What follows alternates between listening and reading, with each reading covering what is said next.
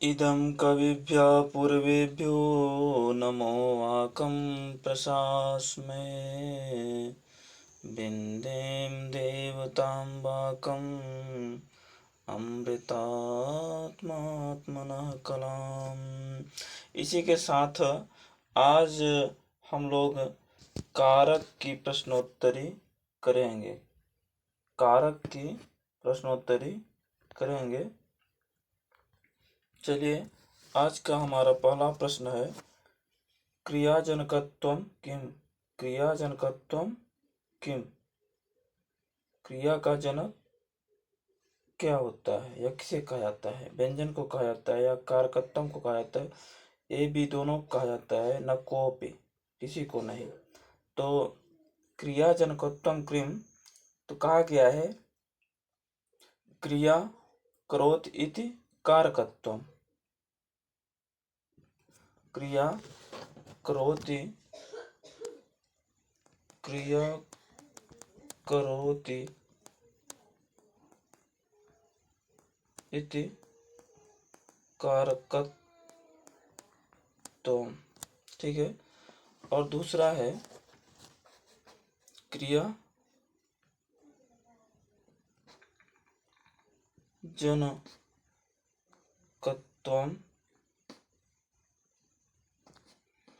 क्रियाजनकत्वम कारकत्वम। क्रियाजनकत्वम कारकत्वम। क्रियान्वयत्वम कारकत्वम। क्रिया का अन्वय करने वाला कारक कहलाता है। क्रिया का अन्वय करने वाला कारक कहलाता है। तो यहाँ पर हमारा विकल्प बी सही हो जाएगा। विकल्प बी सही हो जाएगा। ठीक है ना। चलिए हम लोग अगला प्रश्न देखते हैं। कारकः कति? कारकः कति, कारक कितने होते हैं? कारकः कति, कारक कितने होते हैं?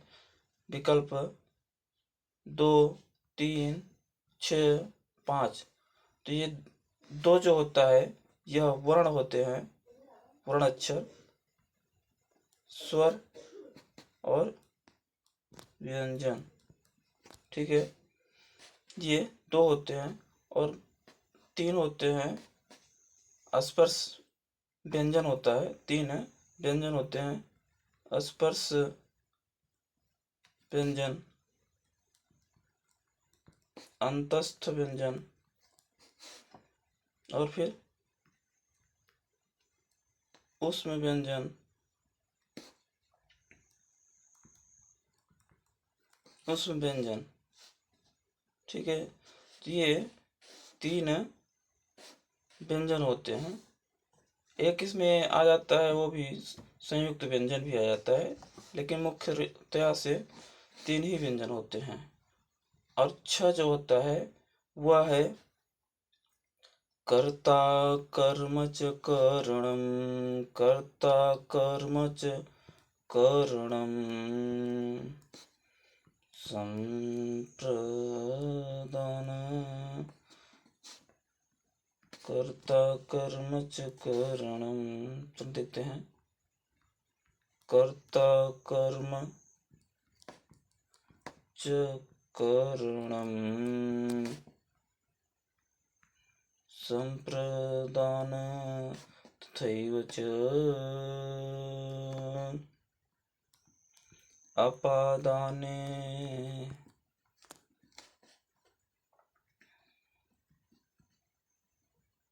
अधिकरण देखते हैं, अपादाने अधिकरण इत्याहु कारकाणि खट।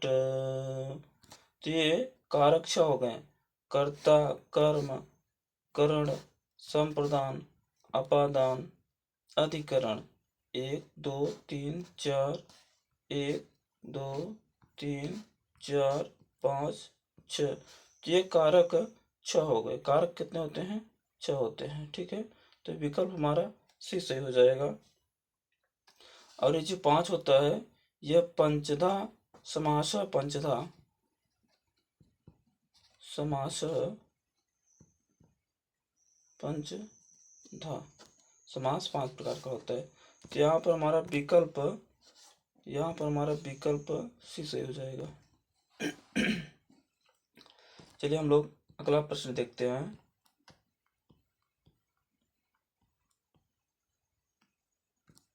अगला प्रश्न है कारके नास्ति, कारक नहीं है।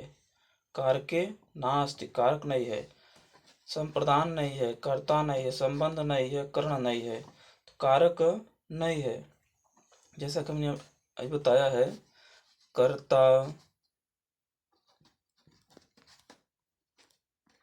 कर्ता कर्म च करणम,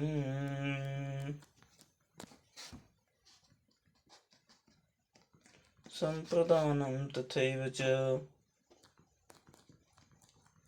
अपादाने अधिकरण कारकाणि खट। ये कारक छह ही होते हैं, ये कारक छह होते हैं। इसमें कौन सा नहीं है? कर्ता है, कर्ता है, कर्म है, करण है, संप्रदान है, अपादाने अधिकरण है, लेकिन संबंध नहीं होता है। संबंध इसमें नहीं है, ठीक है। संबंध यह कर्ता कारक में नहीं आता है। संबंध और संबोधन कारक नहीं माने गए हैं, यह दो कारक नहीं माने गए हैं। तो यहाँ हमारा विकल्प सी सही हो जाएगा। चलिए हम लोग अगला प्रश्न देखते हैं।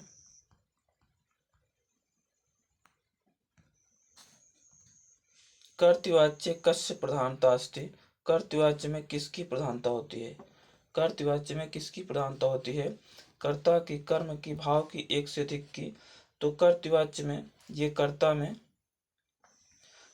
में यहाँ कर्ता की प्रधानता होती, कर्ता की प्रधानता होती है, और कर्ता की प्रधानता होती है,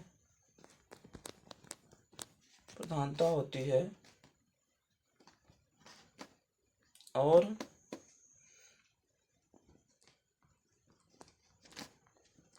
कर्ता में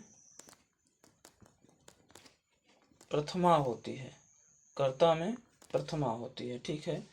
और कर्मवाच्य में कर्म की प्रधानता होती है, कर्मवाच्य में कर्म की प्रधानता होती है, कर्म की प्रधानता होती है। यहाँ कर्मवाच्य में कर्म की प्रधानता होती है, यहाँ पर कर्ता में तृतीया होती है, कर्ता में तृतीया होती है। तो कर्म में तृतीया होगी और कर्ता में प्रथमा होगी, कर्ता में प्रथमा होगी। और भाववाच्य में भाव की प्रधानता होती है, भाव की प्रधानता होती है, और इसमें कर्ता में तृतीया होती है, इसमें कर्ता में तृतीया होती है। तो यहाँ हमारा प्रश्न क्या पूछा है? कर्तृवाच्य कस्य प्रधानता अस्ति। कर्तृवाच्य में किसकी प्रधानता होती है? तो कर्तृवाच्य में कर्ता की प्रधानता होती है, कर्ता की प्रधानता होती है, और कर्ता में प्रथमा विभक्ति होती है। अतः हमारा विकल्प ए सही हो जाएगा। अगला प्रश्न है प्रातिपदिकार्थे का विभक्ति। प्रातिपदिकार्थ में कौन सी विभक्ति होती है? द्वितीया होगी, प्रथमा होगी, तृतीया होगी, नकोप होगा, ठीक है। प्रातिपदिकार्थ का विभक्ति, प्रतिपदिकार्थ में कौन सी विभक्ति होगी? द्वितीया होगी। तो द्वितीया वहाँ होता है कर्तु ईप्सितम कारकम। कर्ता जहाँ पर अपनी ईप्सित क्रिया का कर्म करे वहाँ पर द्वितीया होगी। और प्रथमा होता है प्रतिपदिकार्थ लिंग परिमाण वचन मात्र प्रथमा। प्रतिपद का अर्थ लिंग परिमाण वचन मात्र में प्रथमा होती है। प्रतिपदिकार्थ लिंग परिमाण वचन मात्र में लिंगवाची परिमाणवाची वचनवाची शब्दों के योग में प्रथमा विभक्ति होती है। और तृतीया विभक्ति ससाकम समयानिक्सा के योग में या सयुक्ते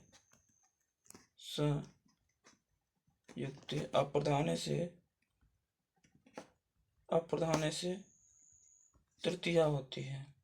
तो हमारा प्रश्न क्या कह रहा है, नकोप तो नहीं होगा।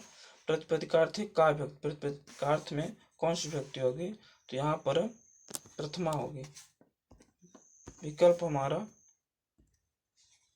भी सही होगा। चलिए हम लोग अगला प्रश्न देखते हैं।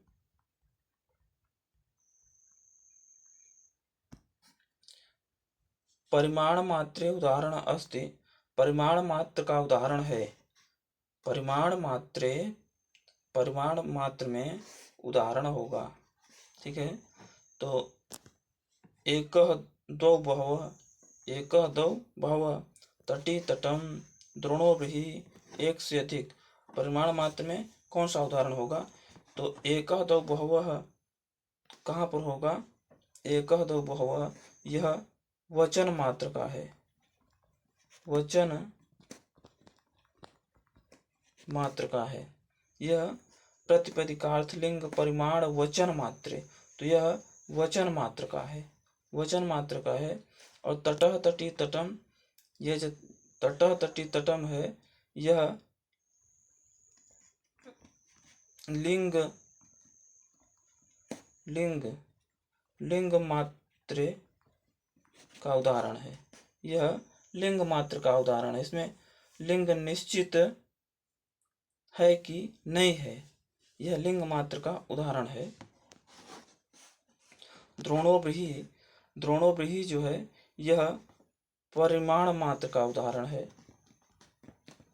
परिमाण मात्र का उदाहरण है। परिमाण मतलब वजन, माप तौल, यह माप तौल का उदाहरण है द्रोणो ब्रीहि। तो इस प्रकार से पूछा क्या है, परिमाण मात्र उदाहरण, परिमाण मात्र में उदाहरण है, क्या होगा, द्रोणो ब्रीहि। द्रोणो ब्रीहि हमारा विकल्प सी सही हो जाएगा। अगला प्रश्न देखते हैं। उक्ते कर्तरि का, उक्त कर्ता में क्या होगा। उक्ते कर्तरि का द्वितीया होगी, तृतीया होगी, प्रथमा होगा, एक से अधिक होगा, क्या होगा। उक्ते कर्तरि क्या, द्वितीया तृतीया प्रथमा एक से अधिक, तो द्वितीया होती है। उक्ते कर्तरि का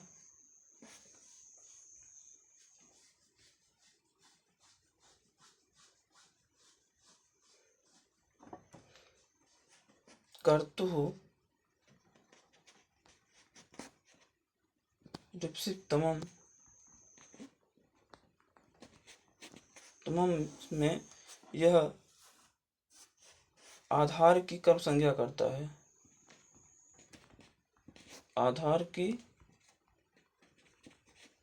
कर्म संज्ञा करके कर्मण तृतीया से द्वितीय विभक्ति हो जाती है यहाँ पर। ठीक है, और तृतीय विभक्ति क्या करता है, तृतीय विभक्ति क्या करता है, स युक्ते अप्रधानेन, स युक्ते अप्रधाने के योग में, ससाकम के योग में यहाँ पर यह भी तृतीया करता है।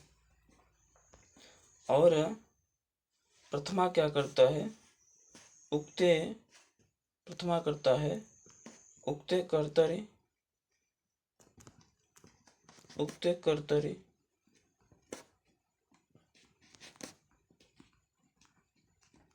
प्रथमा स्यात्। उक्ते कर्तरि प्रथमा स्यात् कर्तवाच्य में जहाँ कर्ता उक्त हो गया हो, वहाँ पर प्रथमा होती है, वहाँ पर प्रथमा होती है। ठीक है, जैसे रामः, जैसे रामः गृहं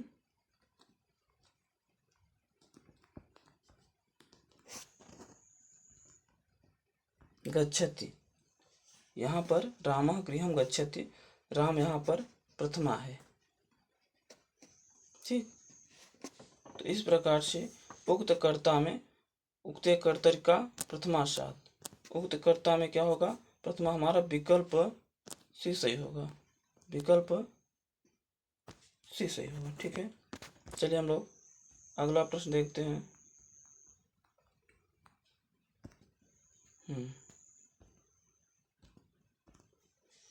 कर्तु ईप्सितमं क्या स्यात्? कर्तु ईप्सितमं का स्यात्? करण कर्म अधिकरण एक से अधिक। कर्तु ईप्सितमं करण कर्म अधिकरण एक से अधिक।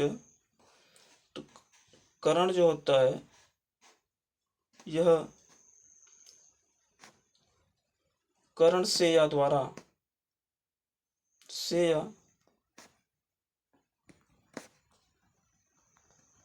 द्वारा होता है, वहां पर तृतीया हो जाती है करण से या द्वारा से। और कर्मणि द्वितीया होकर के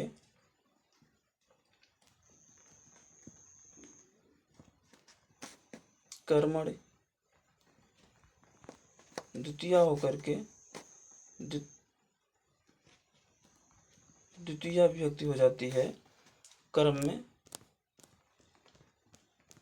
कर्तु ईप्सितम क्या? कर्ता अपनी क्रिया के द्वारा जिसे विशेष रूप से प्राप्त करता है, वहां पर उसकी कर्म संज्ञा हो जाती है, वहां पर उसकी क्या हो जाती है? कर्म संज्ञा हो जाती है। जैसे जैसे देखेंगे, रामः लेखन्या पत्रम लिखति। राम लेखनी से पत्र लिखता है, राम लेखनी से पत्र लिखता है। राम लेखन रूपी क्रिया से सबसे ज्यादा वह क्या कर रहा है? पत्र को लिखता है। इसलिए कर्तु ईप्सितम कर्म से द्वितीया हो जाएगी, यहाँ पर द्वितीया हो जाएगी, यहाँ पर कर्म हो जाएगा। विकल्प हमारा बी सही होगा। ठीक है, विकल्प बी सही हो जाएगा।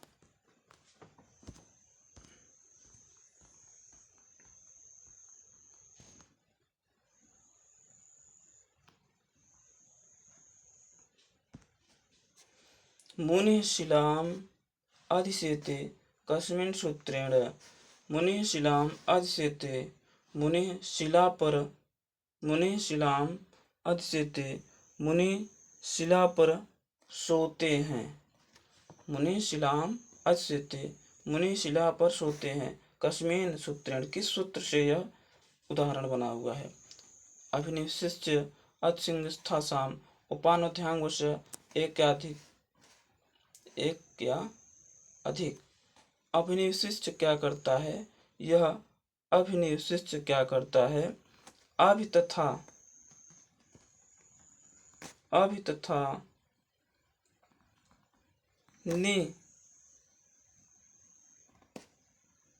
नि उपसर्ग के बाद विस धातु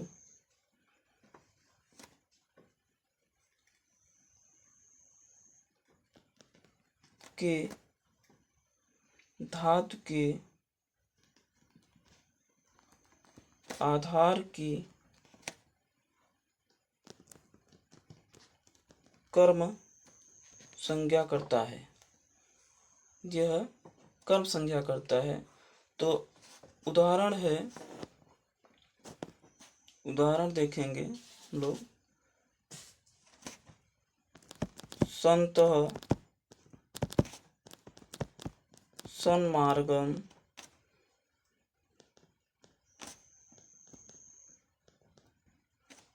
अधि निविशते। ठीक है, संतः सन्मार्गम अभिनिवेशते, सज्जन सन्मार्ग में प्रवेश करते हैं। ठीक है, तो ये अभिनिविष्ट का उदाहरण है। और अगला हम लोग देखेंगे अतिसिंहस्था साम कर्म, यह अधिसिंहस्था साम कर्म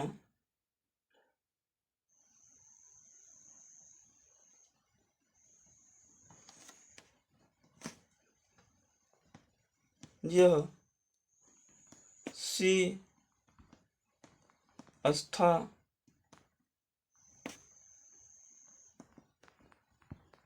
आस धातु के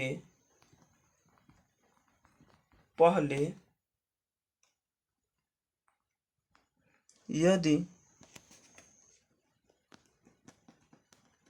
अधि उपसर्ग लगा रहे तो वहां पर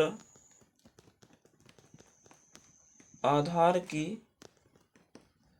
कर्म संज्ञा करता है। आधार की कर्म संज्ञा करता है। जैसे है मुनि शिलाम अधिसेते, कहा ना कि सी अस्था आस, सिंह अस्था आस धात के पहले यदि आदि उपसर्ग लगा रहे। ठीक है, आदि उपसर्ग लगा रहे तो यहाँ आदि लगा है ना, आदि लगा है, सिंह है, अस्था है, आस है। ठीक है, इन धातुओं के पहले आदि उपसर्ग लगा है तो वहां पर आधार की कर्म संज्ञा होकर के कर्मण द्वितीया से द्वितीया हो जाएगी। कर्मण द्वितीया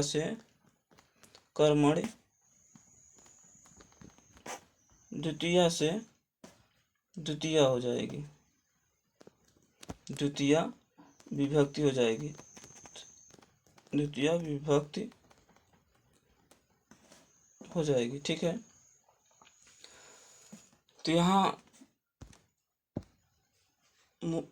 मुनि शिलाम अधिसेते, मुनि शिला पर सोते हैं। तो यहाँ आया ना आदि उपसर्ग पूर्वक बाद में अस्था धातु आया है तो यहाँ पर विकल्प हमारा भी सही हो जाएगा, विकल्प हमारा भी सही हो जाएगा। ठीक है, समझ में। चलिए हम लोग अगला प्रश्न देखते हैं।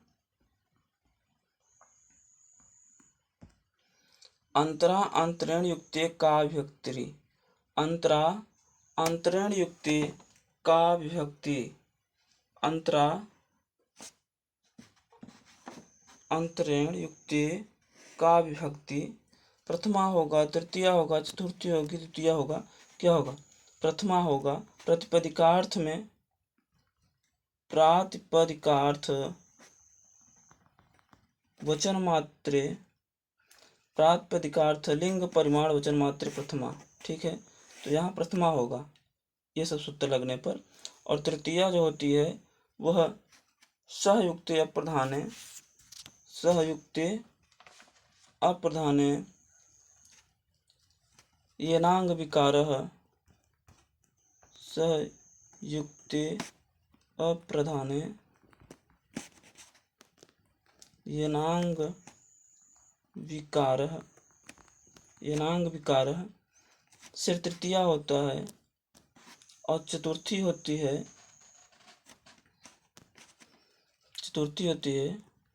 कर्मणा यमभि प्रयति ससंप्रदानम, कर्मणायम प्रयति से ससंप्रदानम हो करके यहाँ संप्रदान हो जाता है। ठीक है। और द्वितीया जो होती है, द्वितीया विभक्ति यह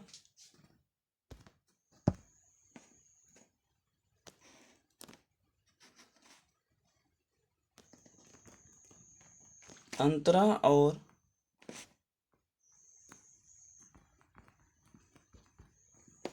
अंतरेण यानी मध्य और मध्य या बिना के योग में, बिना के योग में द्वितीया विभक्ति होती है, द्वितीया विभक्ति होती है। जैसे अंतरा, अंतरा ग्रामम नदी प्रवहति, अंतरा ग्रामम नदी प्रवहति, दो गांवों के बीच में अंतरा ग्रामम नदी प्रवहति, दो गांवों के बीच में नदी बहती है, दो गांवों के बीच में नदी बहती है। तो इसलिए यहाँ पर हमारा अंतरा अंतरेण से द्वितीया विभक्ति हो जाएगी, अंतरा अंतरेण से द्वितीया विभक्ति हो जाएगी। हमारा विकल्प यहाँ पर डी सही होगा। ठीक है। हाँ भाइयों, आज के लिए कारक की प्रश्नोत्तरी बस इतना ही समाप्त यहीं से करते हैं। तब तक के लिए नमः संस्कृताय।